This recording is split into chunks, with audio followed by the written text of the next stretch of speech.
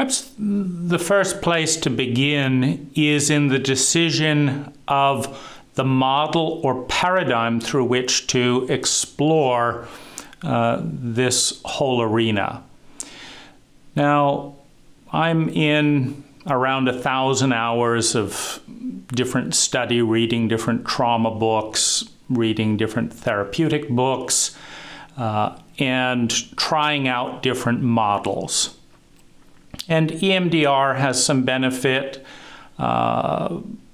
Constellation therapy, where the family is represented by different figures in a group, or sometimes chairs, or objects in the space, with the therapist playing different roles, also has some benefit. But the dirty secret in PTSD and trauma is that there is no 100% cure. And what that means is that we don't fully understand the phenomena. And so we're in this place where different paradigms, and you can think of a paradigm as a box or a frame, help us to see different things. And it's not so much that one frame or one lens is the truth, as much as different lenses reveal different aspects of the energy patterns in play. And in order to, for example, eliminate an electrical short, you have to look through the lens of the electrical paradigm. And if you'll study the house through that paradigm, you will find the short, but you won't find the leak. You won't find why water is dripping into one of the rooms. For that, you have to use a roofing or drainage paradigm. And the psyche and the culture is an integrated ecology. And the limits of processing power, the limits of human consciousness, require that we look at narrow bandwidths to assess specific things in sequence. And so you diagnose water leaks by analyzing the roof, the gutters, the seams, the different silicon seals on different windows, and then you solve the water issue. You look at the electrical system, you solve the electrical issue. None of that deals with dry rot that may be compounded with water dripping for a while and forming mold and damp insulation and stuff like that. For that, you need to look through the mold paradigm and kind of water damage paradigm. And part of the crises of extreme specialization, which has its benefit in refined talent, is this kind of narrow lane approach where the best people in water may know nothing about electricity and vice versa. Now, this makes it very difficult for the consumer, the client, because they don't care whether it's a gutter issue or an electrical issue or a mold issue or a dry rot issue, or there isn't enough structural support to withstand the next earthquake, a relevant metaphor, because trauma is like an earthquake in the psyche. It's a large pattern of energy that hits the structure of identity. And a weak identity structure collapses under less and less load.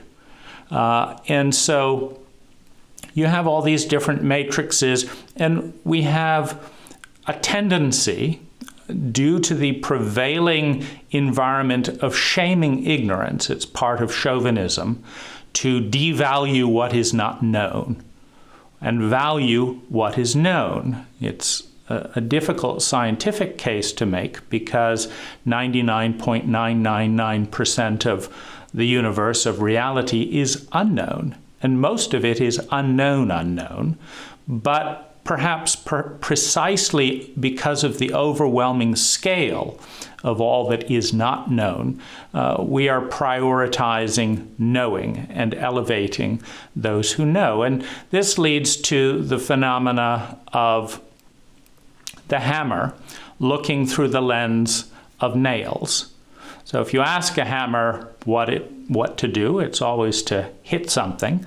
And its drive to justify its existence is to try and fit what's being hit into this paradigm of nails. Now, of course, the paradigms are all limited. You're looking through this frame, but what about what's going on out here or up here? In fact, 99.9% of what's relevant is outside the frame, but we're in the frame. We're looking through a frame. And the value of the frame is in what can be seen and what can be effectively done with what is seen. Every human being in the history of humanity has wanted to minimize chronic unnecessary suffering and elevate sustainable, stable states of well-being. That is an innate drive we can depend on in every human being. But what is far more unique are the cues, the punishment and reward cycles in the developmental process that steer each of us in different ways to seek well-being using different strategies. For an example, as a sensitive child, part of the 10 to 20% of mammalian humans who have an unusually responsive brain, sensitivity is a neutral trait. It's responsive. It's more responsive to pain, and it's more responsive to pleasure. It's more responsive to beautiful colors, and it's more responsive to ugly and discordant sounds and colors. It's a neutral trait.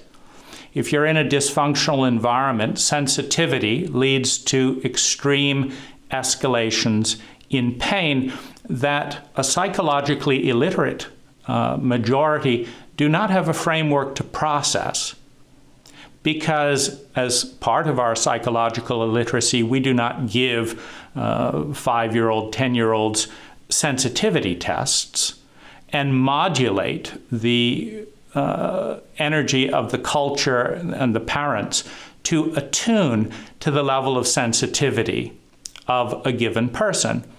Instead, we have a one-size-fits-all approach, and so highly sensitive people are thrust into the same ecosystem as people with 1, 2, 3, 4 times less sensitivity.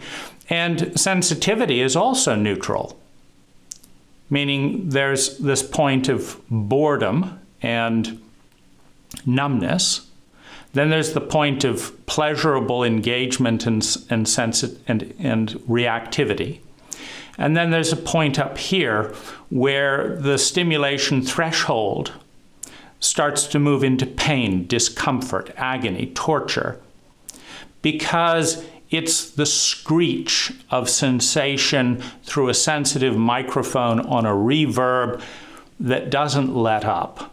And we put sensitive people in our culture. The United States is a more yang, more masculine culture than, for example, Thailand or other more yin and feminine cultures. And so it's all on the individual to make it in the environment, is the antithesis of attuning to sensitivity. Now, the internal family systems paradigm goes like this.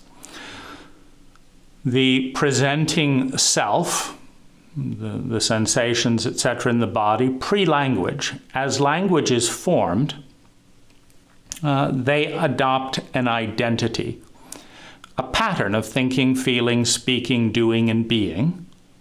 And that identity is cued almost entirely off of the environment. 1- and 2-year-old children watch the warmth, the collapse, the anger, the pleasure, the smiles, the frowns, the rages of their parents, because they don't have verbal language. But even a 1-month-old child has ambient language, has tonal language, has facial language. And so without having any words or language, an infant is able to pick up and understand exactly what is disturbing to their parents through facial and tonal feedback, and what is welcome with the parent.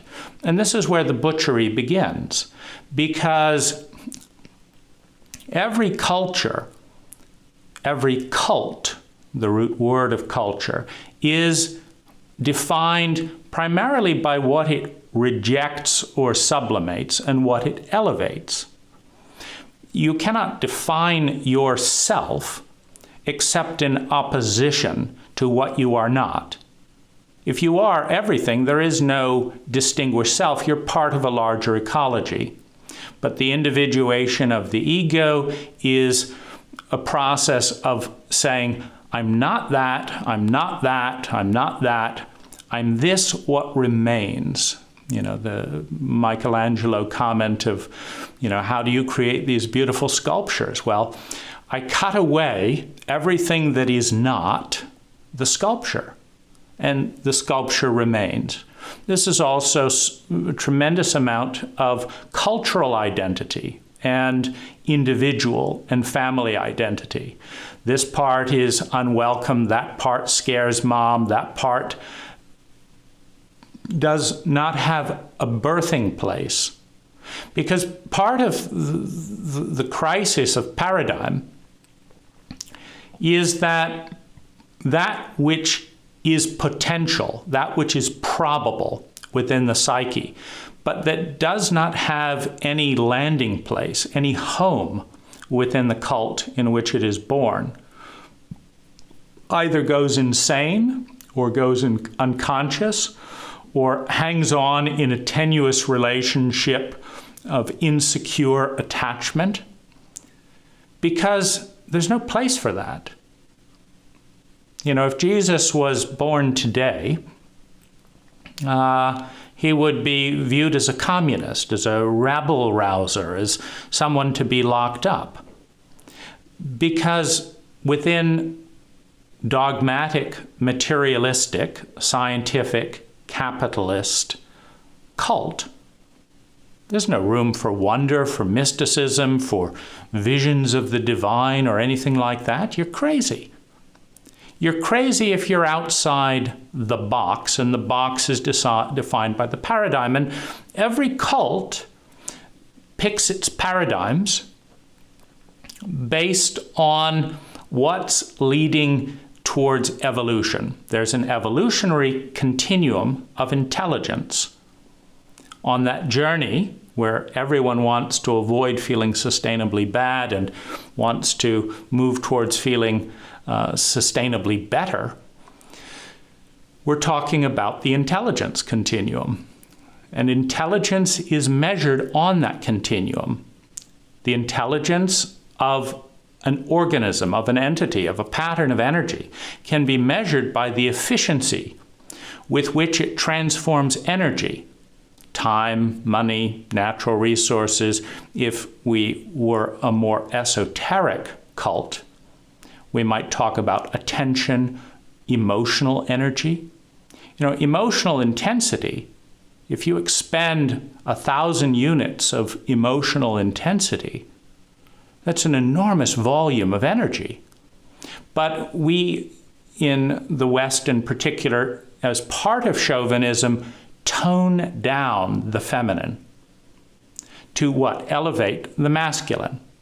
In other words, in our ecological evolutionary journey, in a colder climate, where strategic thinking determines whether you survive a 3-foot snowstorm in January in New York. When I was growing up in New York State, there'd be a blizzard warning. And you better have a cord of wood within access to the front door. You weren't driving anywhere down these country roads people think of New York as the city, but, I think I saw the city once or twice in my life in upper state New York, and, there were miles between us and the next neighbors. And so the snow would come down, and the question was, had we prepared for the winter? Because if we hadn't, we would be dead. And strategic thinking, planning for the future, is a very yang, it's a very masculine thing. You're having a nice swim in the lake. We had a lovely lake nearby. You're having a nice sunbathe in July. But the reptilian brain, the strategic brain, is giving signs. Ding, ding, ding, ding, ding. In another couple of months, it's going to be cold. So you get off the beach, which you don't want to do. You stop swimming, which is far more enjoyable, and you plan for the future. You plan to survive. You cut wood when it's dry. You stack it. You let the water ease out. You cover the wood pile. You make sure the chimney is not going to catch fire. You do these things that have nothing to do with the present. They have to do with surviving a future that's coming. It's a dissociation with the feminine spontaneity of feeling in order to associate with lineal thought, with strategy. It's one of the reasons that Western cultures dominate in the world in many ways in business and financial sectors. Because if you read the biography of Bill Gates in the founding of Microsoft, etc., one of the interesting things was that Gates understood that capitalism was a sociopathic environment. And he understood that it was the law of mass. And so he talked about the war chest. Gates was not happy until Microsoft had $30 billion in cash. At that point, he figured Microsoft could weather government regulations, court cases, the opportunity to fend off hostile takeovers, because you've got a mass of value to throw around. And Microsoft, in fact, was referred to in the software industry as the 800-pound gorilla. Because if you were going up against Microsoft, it didn't matter if you had superior intelligence. It didn't matter if your software was 10 times better, because you didn't have Gates's 30 billion bowling ball that could be depended on to flatten you, either by buying you out, bullying your customers into not buying your material. Oracle did a similar thing with PeopleSoft. And in a sociopathic environment, the law of mass dominates. And the law of intelligence and the law of empathy is sublimated. When a large reptile and a small empath collide, it's the exact same phenomena as when a bowling ball and a pinball collide. The pinball may be going in the better direction.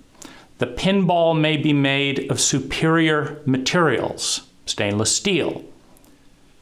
The bowling ball will knock it out of the way every single time because of the law of mass. And so this reptilian thinking about the future, about the worst case scenario, about plan B and plan C and how we're going to move through this and that and the other, that is the prevailing paradigm. That's the prevailing, many hedge fund operators will read, The Art of War, by the ancient Chinese, I think it's Li Tzu, and understand these dynamics. Now, In internal family system therapy, the infant internalizes without judgment, without censure, with complete innocence, the memes, the programs, the protocols of the cult. And because a cult defines itself in oppositional relationship with other cults, I'm this and I'm not that, you're that and I'm this. Once you have identity politics going on within a reptilian paradigm, the larger faction of the cult dominates and abuses, exploits, uses the smaller minorities within that cult.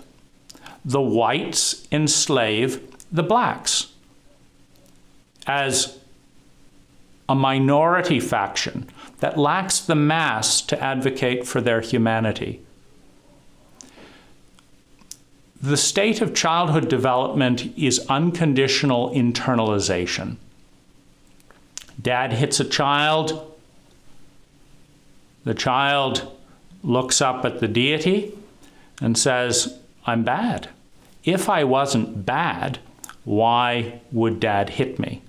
If I wasn't bad, if my feelings weren't worthless, why would Mom threaten to abandon me? And this modeling moves into the internal psyche as archetypal templates for understanding the model of the world that we're in.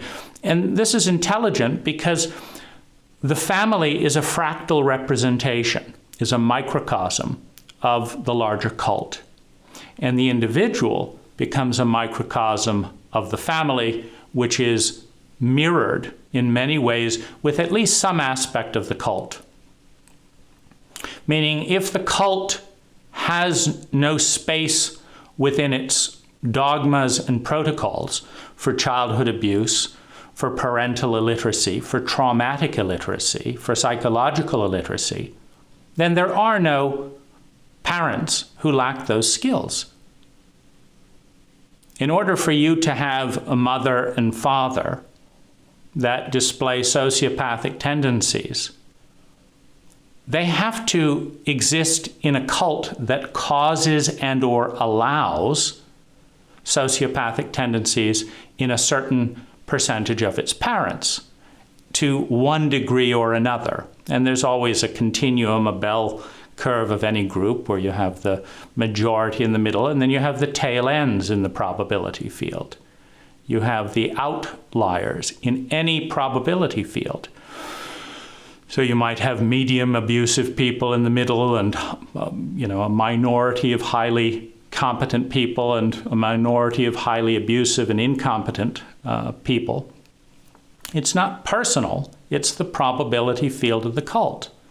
And the child's job is to take that on without condition in its bid to meet its human needs, to survive, to feel secure in that survival, to experience love and belonging, or at least belonging within the system in which it resides. Because every system has parts, and every part has a purpose. The scapegoat in the family has the purpose of deflecting shame that the parents are incapable or incompetent to own and deal with. They need a scapegoat, because if the scapegoat wasn't there, and they're in a shame-based cult. Now, the distinction between a shame-based cult and an empathic cult, a shame-based family and an empathic family, is that when you don't know something in a shame-based cult, you're bad and are punished. When you make a mistake in a shame-based cult, you're bad and are punished. When you offend someone in power in a shame-based cult, you are bad and you are punished. If you're incompetent, basically you do anything wrong, anything less than perfectly, in a shame-based cult, you are shamed and punished. That's what a shame-based cult does. In an empathic-based cult, when you don't know something, someone teaches you. When you have a need, someone responds to meet it. When you make a mistake, someone educates you. When you harm someone, you're guided on how to repair the harm. And most importantly, in an empathic cult, the issues of the individual are owned by the whole.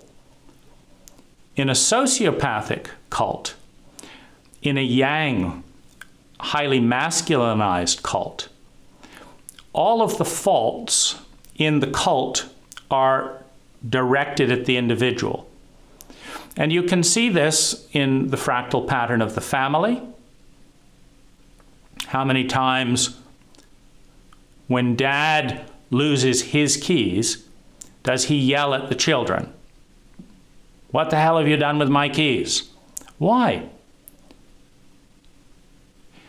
Because in a shame-based cult, whoever makes the mistake is wrong and deserves to be punished. And dad doesn't feel like punishing himself, but he is frustrated. And so if he can pin it on a scapegoat, he can slap the scapegoat verbally, emotionally, physically. And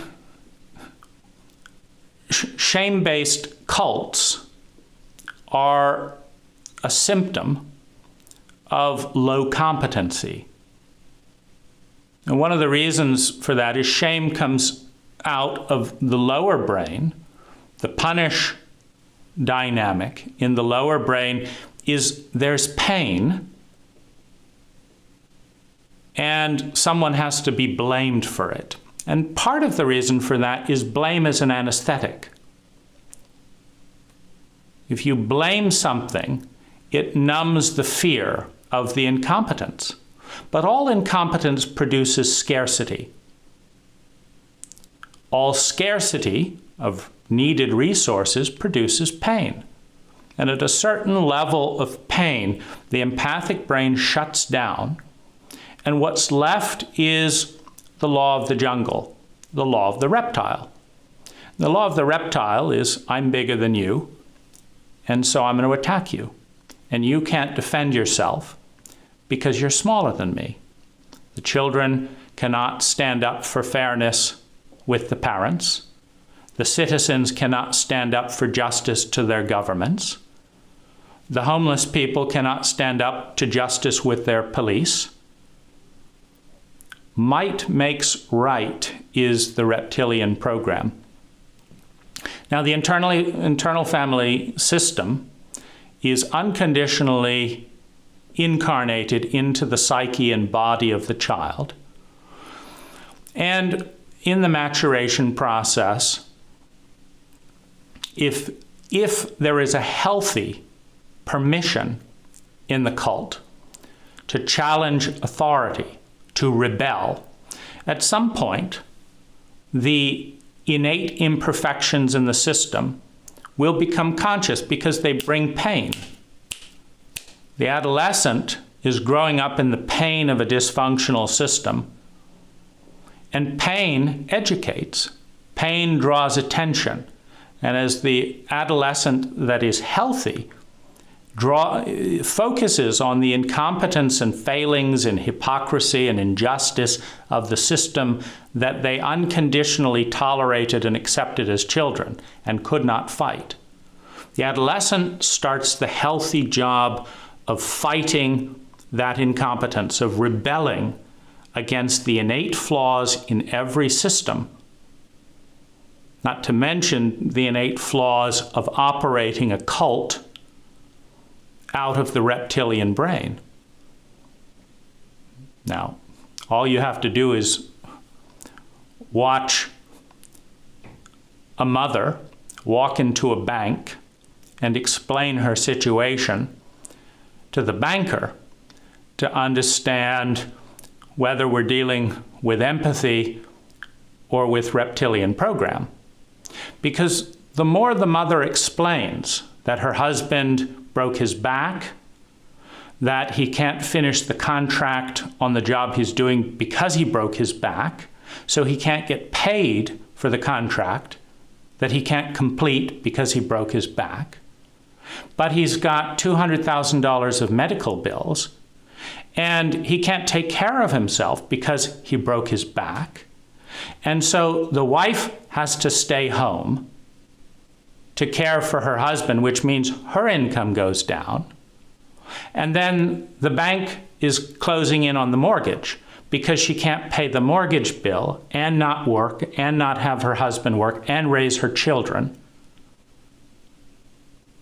with a husband with a broken back.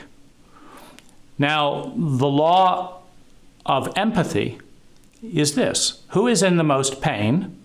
How can we help? We own it. We respond. That's the law of empathy. You know you're in an empathic terrain where the first order of business is who's in the most pain and how can we help? You're dealing with empathy. You're dealing with the empathic brain. You're dealing with a human being. When the banker, who's just given another $5 million loan for the third home of a multimillionaire in the village, turns to the woman and says, "You know, thank you for telling me exactly why you have so little money and are unlikely to get any money based on your circumstances over the next 6 months. You've given me exactly what I need to know that I need to foreclose immediately on your home because you've just explained to me why there is no way in hell that you can possibly earn any money and take care of your husband. And so unfortunately, he's going to have to take a year to recover and go through all the anxiety and stress on his immune system of being evicted from your long-term family home while recovering from a back injury. Because we're not in the empathic paradigm. We're in the sociopathic paradigm where the more that you need, the less that you'll get. And the more that you don't have, the more we'd love to give you, the more that you don't need. If you've got billions, we'll give you a loan for $5 million in a heartbeat. Happy to do business with you. You've got a husband with a broken back, we want nothing to do with you. We're certainly not going to give you a loan. We're going to seize your assets. And so we're dealing with a reptilian system.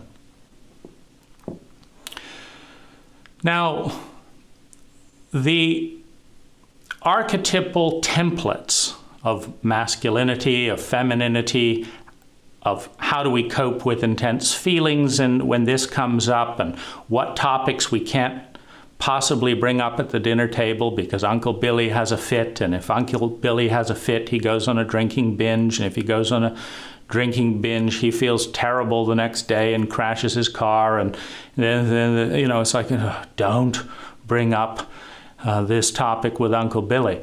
The child just gets all of that. And they learn how to survive. We don't tell the truth because otherwise Uncle Billy will go on a drinking binge. We don't talk about the pink elephant in the room. In fact, we pretend we nobilize it. The pink elephant's there in the room. We put a nice dinner table over it. We all pretend it's not there, have our nice little tea. We avoid it because then we don't get hit for bringing up issues that are beyond the competency of the giants, the grown-ups in the room. Now, these identities in the child have an imperative. They've got to keep that child alive. Now, what happens when that child is moving towards adolescent and starts to talk to an insecure parent who's shame-based and already feels worthless? And that teenager says, "Come on, Dad, I'm not believing that crap anymore." You've lied to my 5-year-old hundreds of times, and he thought he wasn't worth showing up for. But you're a fucked up hypocrite. You're an addict. You're unfair. You don't do what you're saying. You see, a healthy adult acknowledges this. You're absolutely right. I don't know how to deal with this. I don't know how to deal with that. And I apologize to your 5 years old. I'm sorry he didn't get a better parent. It has nothing to do with you and him. You're absolutely right. You have every reason to be furious, and let me listen to your feelings. Well, let's say Dad is part of a New Age cult where unconditional love and acceptance is there. Well, he may be able to accept that he wasn't a good driver. But don't you dare question, blah, blah, blah, blah, blah. In other words, Dad is still the giant. There's taboos, there's untouchable conversations, and when the adolescent brings those things up, Dad lashes out. Dad gives him hell. Mom falls apart. Oh, you broke your father's heart. I can't cope with it. Please, please stop telling the truth. Adolescent feels terrified because the adolescent is not capable of love for their own little inner child or for themselves. They're still looking and needing an adult that isn't there. They've got a collapsing mother. They've got an enraged father. There's no adult. There's just two shame-based, terrified, traumatized parts called parents. And they're collapsing. And the adolescent does not want to be responsible for the dissolution of the family. And his younger brother starts screaming, "Don't upset Dad, please." So the older brother goes silent, seethes, thinks all of these things, but seethes. He doesn't have a single adult in the system where he can tell the truth to and be validated as an adult. He loses respect. He hates himself because he can't love the inner child that's so wounded. He hates himself because he can't follow through and tell the truth, because he's too scared of the system falling apart because it's dysfunctional. He hates the system for setting him up in this no-win situation. But shame-based parents cannot validate, honor, and empathize with an adolescent. They can't do it on the inside, and they can't do it on the outside.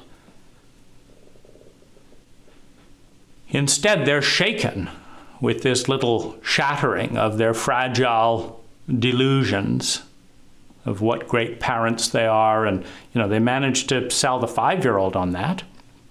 They're shattered. They're insecure. As Dad starts smoking, Mom looks furtively around. And they've had enough. How dare you make your mother feel this way? Da da da da da da da. You have had a better childhood than I had. And da da da da da. And basically shame and terrorize the adolescent into feeling that his feelings are wrong. There's no basis for them. He's completely insane. And he better not talk about anything to the contrary, or there will be hell to pay. So the child does not get to grow into an adolescent. And we wonder why we have so many children for parents. The child doesn't get to grow in an adolescent because there were no adults to initiate and welcome his perception into that antipathy. You have sympathy, antipathy, and synthesis. You don't get to synthesis. You don't get to adulthood if you cannot have an unequivocal rebellion against everything that's fucked up in the status quo. That's part of self-definition. That's the forming of that identity. I am not this. I don't think that the Christian thing to do is to beat your children and da-da-da-da-da. I do not buy into the system. It takes an adult to be able to love and appreciate this stage of development and individuation, which in a healthy maturation process then moves into the point where the adult deletes the faulty parts of the program, embraces the healthy parts of the program. Mom did make good tacos while she was beating me. I'll keep the tacos. I'll delete all the shame I came to carry as a child. And of course, we don't teach psychological emotional literacy. So even if you want to become that adult, do you have the technology to go back into that 5-year-old and let him know, okay, little kid, the delusion is up. There was never anything wrong with you. There isn't still. The flaw is in the system. You had to live through it because your parents were incapable of dealing with it. But now, I'm here. I'm not going to feed you those lies because my adolescent can provide the evidence, the concrete facts, the record of all of that hypocrisy, all of that stupidity, all of that cruelty that was called love. And I, the adult, can love both of you. You for getting me through it, you for telling the truth and getting me out of it. And now we can together create something beautiful, something more big. And this is the first step.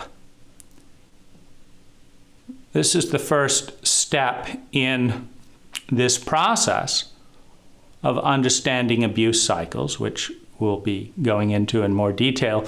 But so this is context. Now, context is feminine. Chauvinism cuts through context with its tireless mantra, get to the point. What does this have to do with this? Get to the point. In chauvinism, it's not about the journey. It's about arriving. Come hell or high water. Lose your family, lose your health, but get your million. It's getting to the point. But if we're to rely on science, the scientists that will explain in many ways, mathematically, geometrically, based on any number of evidence, that if you cut a hole into polarity, if you cut a hole into half, the healing is bringing them back together again, and the science is as equals. If you cut a ball in half, and you think that one half is more important than the other half of the ball, you just don't understand geometry. The cult is delusional. Having split the psyche into yin and yang, it is delusional in its elevation of masculine out of a short-term survival drive. Because if you are going to be in a cold climate with 3 feet of snow and winter storms and sub-zero temperatures, you've got to let go of your feelings in order to get up and cut the wood and prepare. And the one with the most strategy survives through the winter, not the one with the most feeling, not the one with the most poems written during the summer. But yang may get you to survival in traumatic climates. It does not get you to thrive. It does not take you into the threshold of meaning and well-being. For that, you need the feminine. For that, you need the presence, the purpose, the self-awareness to enjoy that winter fire in the 3 feet of snow and have some sense that it's all worthwhile.